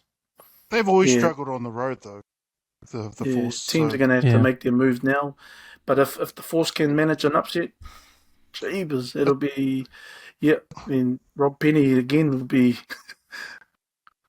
well looked at in terms of whether he is the man for the job, or do they have the personnel in terms of players as well to try and revive the Crusader legacy in terms of what they've created over several years with several championships. I just think it'll be too hard an ask for Western Force to be travelling all that way with a history of not doing well when they're on the road against a team who has depth and experience coupled with home field advantage. You'd have to be more than strong to disrupt that. So Crusaders by 15 to 20. Yeah. 13 plus, easy. Yeah. The next game, the big one. This is the one we're on this podcast for. The Chiefs versus the Blues. We're down in Hamilton. Are you going to that game? City of the Future. You'll be at the stadium? Is it Saturday or Sunday? I think it's Saturday. Saturday, 7 p.m. I'm a bit biased. Since Etienne Naisituru's out with injury, I'm probably not going to be there for that game. But I am going to be rooting for the Blues, since he's not playing. If he was playing, I'd be sitting on the Chiefs side. So interesting lineups for the Blues, because now they put Xavier Taylor as number 12. Oh, really? He's in there with Rico. So interesting. They got Sam Knock at number 9 starting. Who else? And Corey Evans as fullback. So who's at 10? Plummer again. But we got Stephen Perifetza on the bench. Oh, Perifetza's making a comeback. Yeah. So the Blues bench is pretty strong. You got Lamb, you got Perifetza, you got Christie, Saul-Foes on the bench. I really feel for Lamb. I think Lamb is just like Ben Lamb was. He just a real victim of the situation. The situation being, you've got two gun wingers who are in form. And unfortunately, you're that Norm Hewitt of this era. Rest in peace, Normie. I guess he's shown that he's a good utility. You know, we've seen him do what he does out of the on the wing. He's got a cap under him now for the All Blacks. Yep. But yeah, I don't understand why he's on the bench, because he's been devastating in the middle of the park for the Blues so far this season. Xavi Taele. Do you guys know anything about him? First time I heard the name. He played under 20s. He played for Auckland in last year's NPC. Xavi? Is it Xavi or Xavi? Probably Xavi. Xavi. As in Xavier Rush. Probably named after Xavier Rush. Kurt Eklund's back on as hooker. So that's his first. I don't even think Kurt Eklund's been on the bench this season. So I guess even because Nathaniel Pole has been on the bench for Riccatelli. Riccatelli gets injured. Kurt Eklund gets thrust back into the starting lineup. Even bypasses the kid that's been on the bench for Riccatelli. So maybe Vern Cotter wants a bit of experience to start off the match. And you look at that switch with the front row or with the props. So Kirk Eklund's, he's flanked by, the stalwart and Offa and Jordan Lay. We know they both were on the bench last week. So, was Jordan Lay on the bench? No, I'm getting mixed up with his brother from Moana. So I think Jordan hasn't played this year yet, because you had Fusitua and Angus starting last week. So I don't think Jordan was even on the bench. It was Offa, but yeah. So they've gone with, obviously 2 internationals there as props. So it'll be interesting to see when they inject AJ Lamb and Perufeta as well. So that rejig, what's interesting is the rejig of the loose forward trio as well. Dalton Papali comes back in. Signa. The thing is, I don't know. It must be either deceiving because he looks too slim for me. He must be a tall boy, but he just doesn't look like he has the weight. With the debate that we've had over the years with Adi Saviat being too small to play 8. Signa, he might have the height, but he doesn't have that size in the mongrel, I don't think, for a number 8 even. And so, they've chosen him to go ahead of Suafoa, who's on the bench this week. But, Cam Christie still got that number 6 from last week. So where's Sotutu? He's suspended for 3 games, so this is the second game. Yeah. Jeepers. Who's so back it'll be after the next game. how he lines up against the Chiefs, because the Chiefs have got Jacobson back. And then you also got not only Jacobson, Jerome Brown, Simon Parker. And these are the 2 that started off the season with Jacobson, and they've been going good guns. And Simon Parker is one of those players. You look at the size of Simon Parker, who can play a 6 and an 8 position, and he's a very different build to a Signa. Albeit that Signa awesome in the air for lineouts, and he's quite mobile around it, but I just don't think he has that weight to be a devastating ball runner. That Chiefs midfield is pretty strong. Leonard Brown's been on fire the last couple of games, and Tupai's been on fire all season. Against a new midfield for the Blues, ask you a question, Joey. You look at that Blues lineup. To me, it feels like it's a little bit of experimental going on there against the top team of the comp. Yeah. I know we've got some injuries. Bowden Barrett's out. It's called panic stations. So Tutu's not playing. Is it just okay, we're going to lose this game, we may as well just bleed some of these new guys on? I don't know. What are your thoughts on our team? I'm joking. I think emphasis on our team. I still think it's a marquee matchup, even though the Blues have contrasting results to the Chiefs. I think the the Chiefs, what they have going for them is their forwards versus our forwards who don't seem to be doing well at the moment. But I think we still got enough of a expansive backline to carry us through. It's just the forwards need to, I don't know. I think they need more leadership by Paddy and the boys to create that or provide that platform that we all know they can. And the Chiefs, the Chiefs are on a good run. Home field advantage will do them well, and could play a role for them. I think the battle at the breakdown will be telling. It'll be one of the reasons why either team would win, and handling that ball under pressure will be quite crucial to the end result of the game. Unfortunately for our team, I don't see us winning this one. I see us losing by 5 to 10 points to the Chiefs, just based on the momentum that the Chiefs have got at the moment. Home field advantage, best fans in the game. Can't beat that. Yeah, I'm going for Chiefs win 12 and under. I've got Chiefs winning 13 plus. But, going back on the Blues, we look back at last year, Cam and Joey, is that, you guys are talking about the forward games, and they were the power forwards, last year. They didn't let anyone win their ruck ball or their rucks, and they made sure they secured their rucks. But it just seems like they're a little bit off the pace at the moment. They're getting beaten at the ruck. Last week against the Brumbies, they had to put in a bit of a shift with defense. They had 216 tackles to 167 for the Brumbies, and 22 turnovers conceded as well. And that's a telling stat.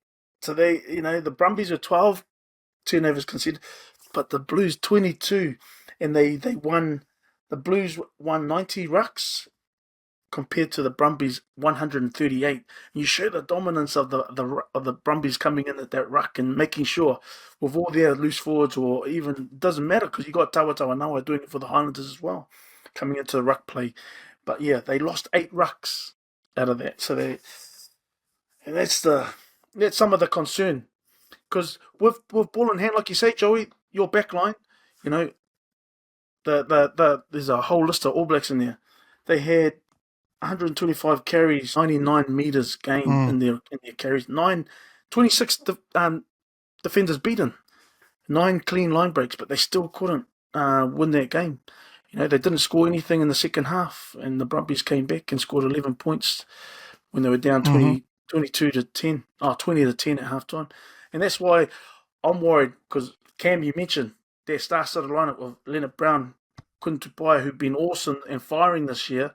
Kuntupaya's got a point to prove. Pick me for the All Blacks. Then you chuck in a debutant. When AJ Lamb's been doing the job. Yeah. He's been doing the job. Exactly. And then you chuck in his Xavier Taylor. No disrespect to him. He's earned his spot. Vern Cotter believes, he's the man for the job. Awesome. He might do a number on Leonard Brown or Kuntupaya, but it's a tough ask to inject a young fella when the Blues 1 from 4 at the moment, looking to salvage something of a season to try and go back to back and make those playoffs in the 6. Because once you get to the 6, it doesn't matter what's happened prior to that. But yeah, it's going to be a throwing a young fella into the cauldron. So it's going to be an interesting game, but I just think it's going to be a bit too much for him. So we all agree Chiefs will win this one. Chiefs are paying $1.30 to the Blues, $3.30. Last game of the round, we've got the Reds versus the Waratahs. They're playing up in Queensland. Suncorp. Waratahs still without Joseph Soili, still injured. After the first game, mate. After the first game.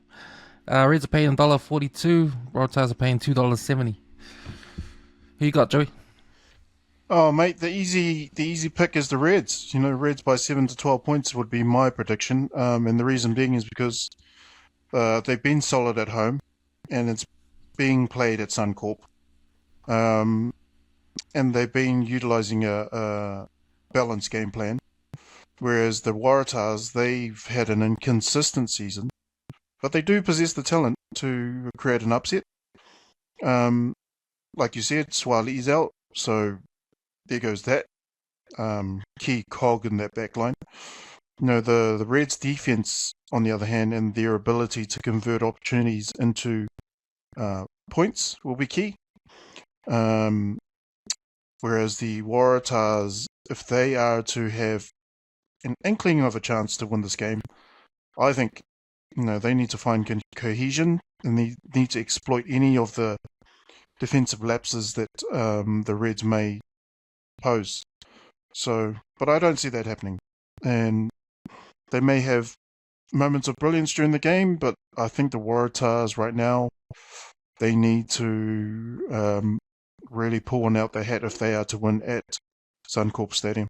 Reds by 7-12 or 12 and under. Rog? Tars 3 from 3 at the moment in 2025. The Reds they've won 2, lost 1. That was their first loss against the Crusaders last week. So it's an interesting one because Queensland Reds are sitting in 5th place. Waratahs second on the table. So it's very. I don't think it's been too often that we've spoken about 3 Australian teams in the top 6 in the wee while. So with True that. with the aforementioned Brumbies sitting on 6. So it's going to be an interesting one. I think head to head, these guys they've played a lot. I think the Waratahs have won 69% versus 31% over the years. I might be outdated. 26 times that they've played in Super Rugby. But yeah, I can't. It's going to be an awesome battle of the loose forwards with Liam Wright, Harry Wilson, Fraser McWright from the Queenslanders versus Rob Leota. Who have I got? Rob Leota, who's playing well for the Waratahs at the moment in his new outfit. But then you've also got Charlie Gamble. Again, he's real nuggety and gets in and around. But I just feel that the Waratahs being in second place isn't in a fluke, and they'll be looking to cement that spot or even try and get one ahead of the Chiefs because Jorgensen, he scored 2 tries, almost scored 3 tries last week. His 3rd try was disallowed because of a forward pass, but he's going to be a handful for the Queenslanders. But what they've got going for them is, again, another centre converted from winger. Dangunu is playing well for them in the centres, and as well as those loose forwards that I've mentioned. McDermott is distributing well. Lockie Anderson's another one that they need to look out for, and he's been playing well for the Reds as well. So I haven't seen Hodgman really make a good fist of it, but you got 2 internationals in Hodgman and Jeffrey Ta'umanga Allen on the bench for their props. But I think with the firing power that they have with Callaway, Jorgensen, and then up front with Angus Bell and Taniela Tupu, the Waratahs will be just a little bit too much, and I think they'll run away with it. But you still got guys like Langi Gleeson to come off the bench. Tane Edmund is interesting that he's on the bench this week, but again, he's another one that can score points from anywhere off the boot. Waratahs for me, 12 and under. Oh, okay. I'm picking Reds for this one.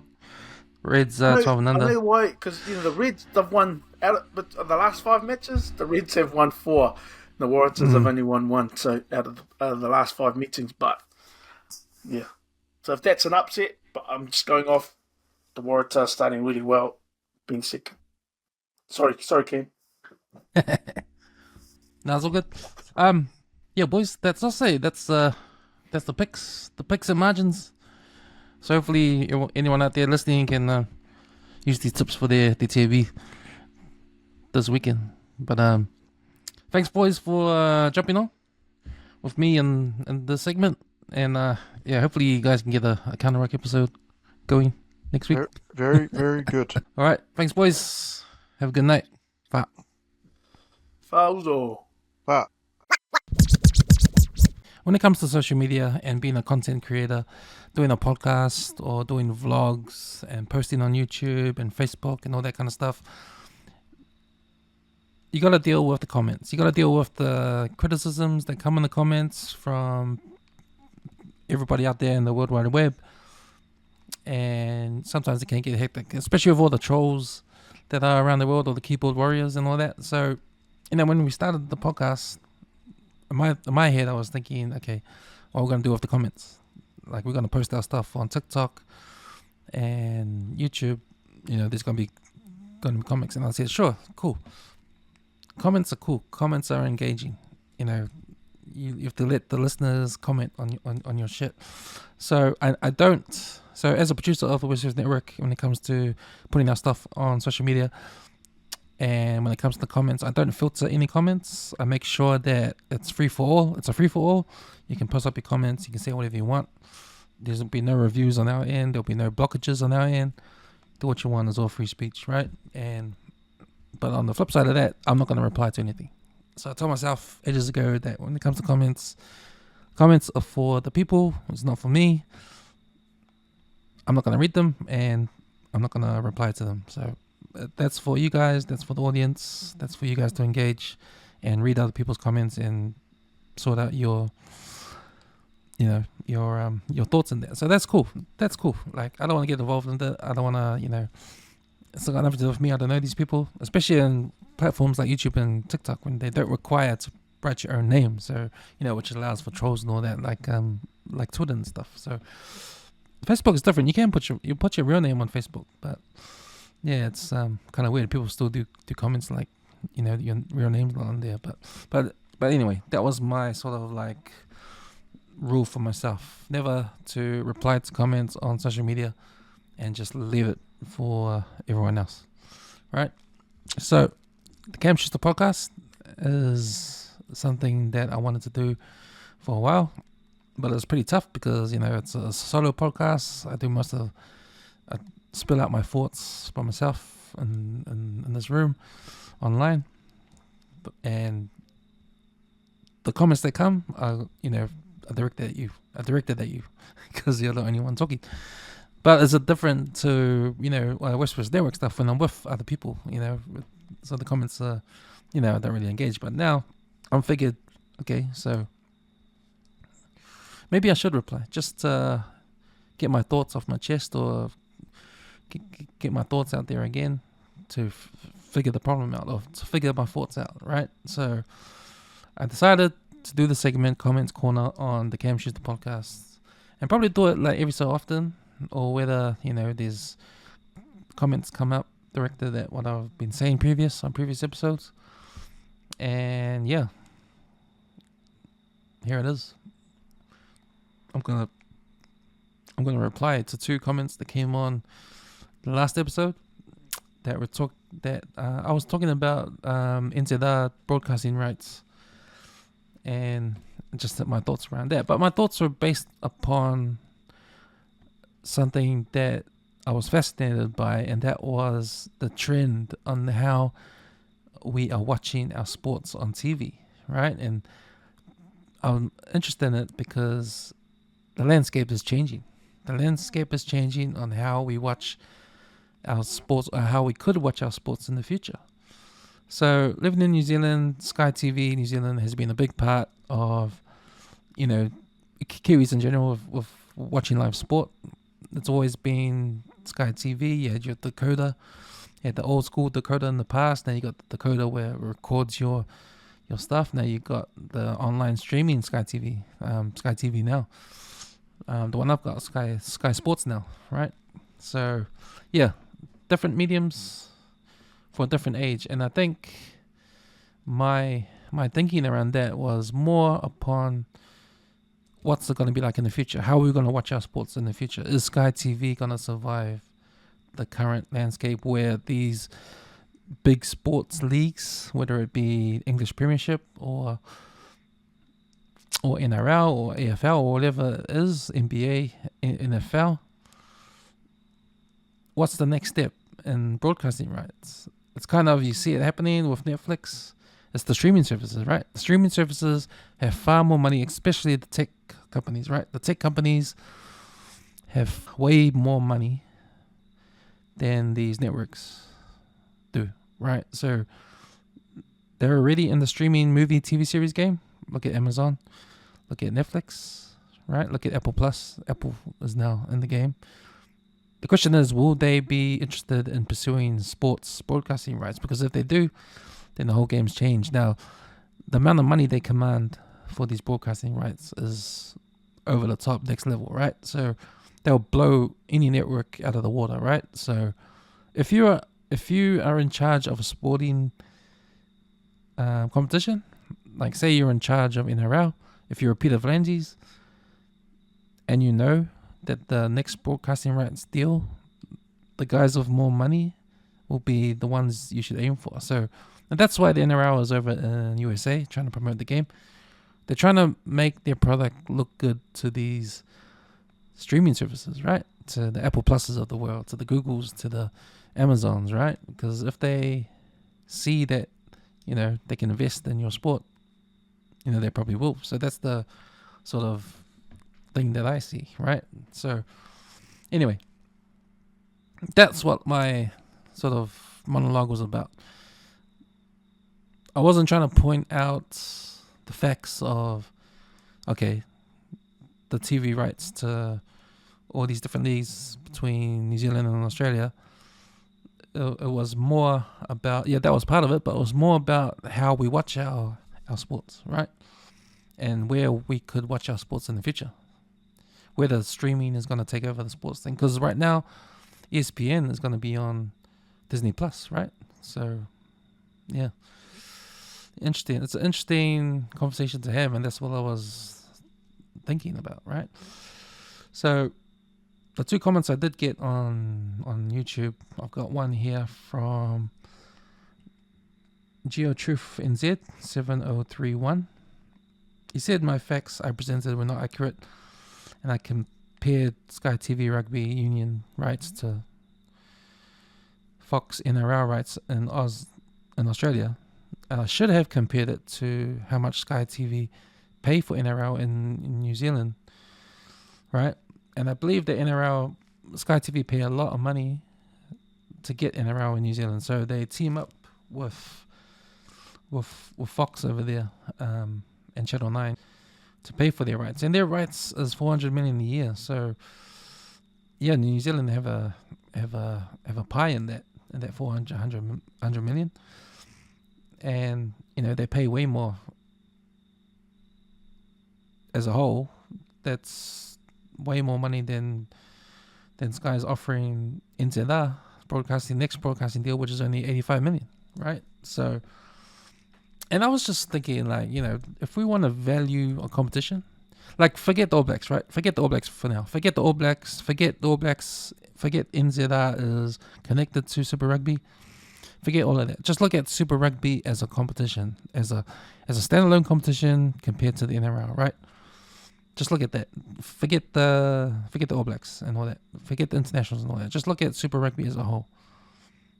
And it's all about trying to get this competition to a place where someone like Netflix and Apple Plus can see this competition and think, wow, maybe we should invest in these guys, because this is a rugby union league. This is Super League. This is Super Rugby. Why should they? Why should they pick Super Rugby over NRL, for instance? Right? It's obvious, right? It's the look of it all.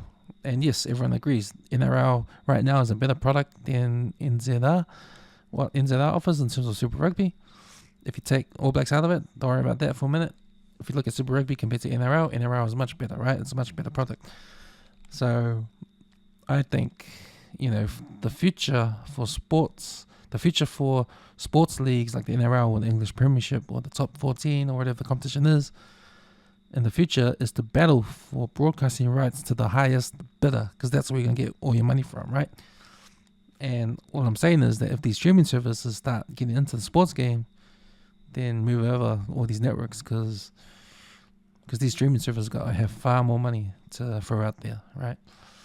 So how do you get these? How do you get that big money? You got to look good, and that's what Peter V'landys is trying to do. He's trying to make the NRL look good in front of these streaming services which if they decide to get into the sporting game, they got a whole lot of competitions to choose from to make broadcasting deals with, right? And Peter Valenti wants NRL to be up there in that conversation, and I think that's where NZR should be, and that's where they fail with their competitions with Super Rugby. Even though Super Rugby has been good in terms of viewership, in terms of competition, it's round 5 this weekend, and it's already been a great competition. You know how you know?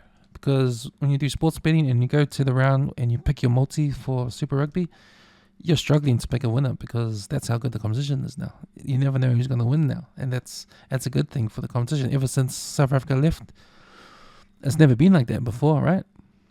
So it's easy to pick the winner in Super Rugby because a lot of these teams can't match up with half the comp. So, but right now it's pretty tricky. You got to get all these factors involved: the home advantage, who's injured, and all that kind of stuff. Who's on form. So yeah, it's a bit of Super Rugby is good in terms of competition now, but the look of it, it's still struggling. The look of it is still struggling. There's still empty seats in the crowd.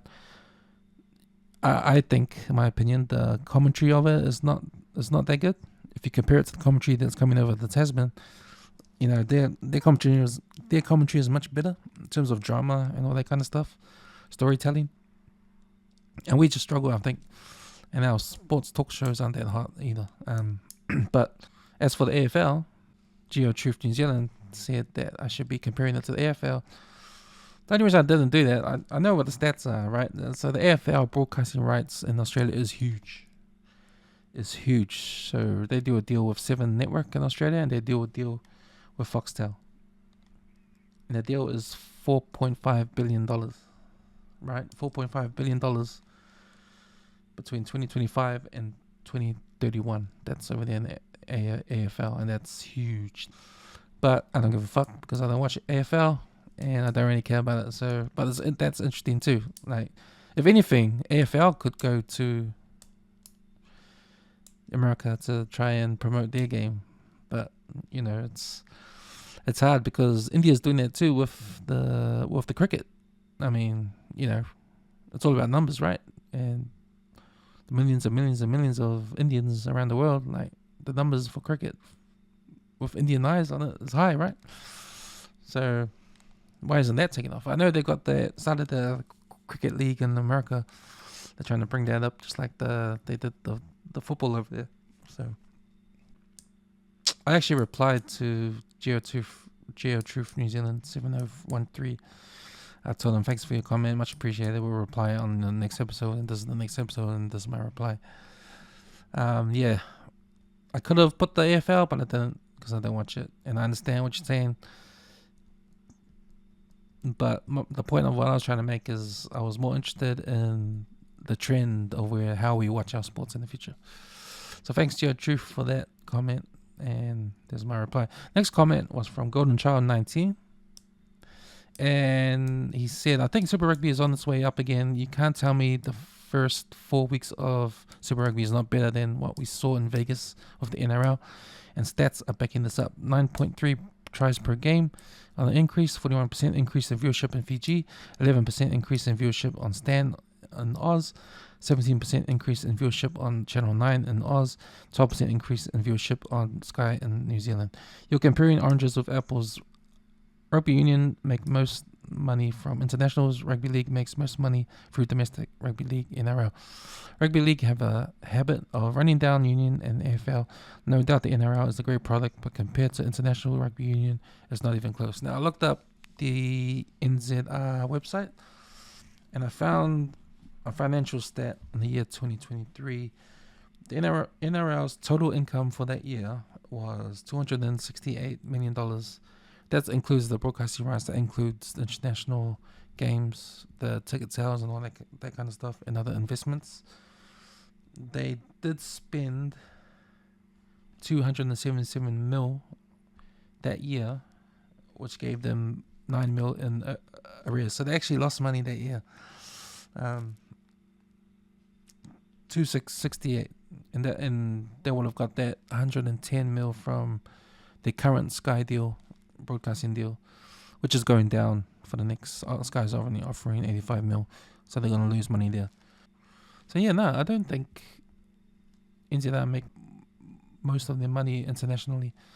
I think they're in trouble actually. I think they're in trouble. The All Blacks are not looking that hot. They're not number one, and under Razor last year, they lost probably one more game than they should have, so yeah, I think they're in trouble. And if they keep on losing, if they lose more games, they'll definitely be in trouble, with investment and all that. Like, they've lost that sponsor that does the training uniform. I forgot their name, but they've just lost their sponsor. They've pulled out of sponsoring the All Blacks. But we've only been, the NRL's only been around. The NRL has only played one round, right? And round 2 is about to start. So that's just last week, and Super Rugby's been out for 4 weeks. So of course everybody's starved of any form of rugby, So if you're a rugby fan, you're probably a league fan too. And so, if you're a league fan, you'll probably watch some rugby games, because that's the only thing out. Super Rugby started 4 weeks ago, and of course people are gonna watch rugby. I think those percentages will change when NRL started. And yes, those 2 Vegas games weren't that flash. The Warriors got their ass kicked by Canberra Raiders, and it wasn't a good spectacle. The Warriors were just poor, and it was just one-way traffic there. Same, and sort of, the Penrith game was sort of better, but yeah, again, you're only talking about one game, and the girls, the Jularoos scored 90 points. There was another one-way traffic. So yeah, NRL probably lost out at the Vegas this year. You can't have those one-way traffic games. That will hurt your brand and that. So yeah, you can't really help competition, but that's what happened. But yeah, I think the amount of money NZR make is up and down, and it's kind of on the low side of things. And it doesn't look good when Sky TV reduce your offer, because that tells me in your value, right? The broadcasting rights tell me what your competition is worth, or what your sports is worth. So 85 million for NZR, that's how much you're worth. 400 million for NRL, that's how much you're worth. 4.5 billion for AFL, that's how much you're worth to everyone in the state of Victoria and Western Australia as well. So yeah, that's me for Comments Corner, and that's my reply. That's me for tonight. Hope you had a good listen. Have a good week, and see you later.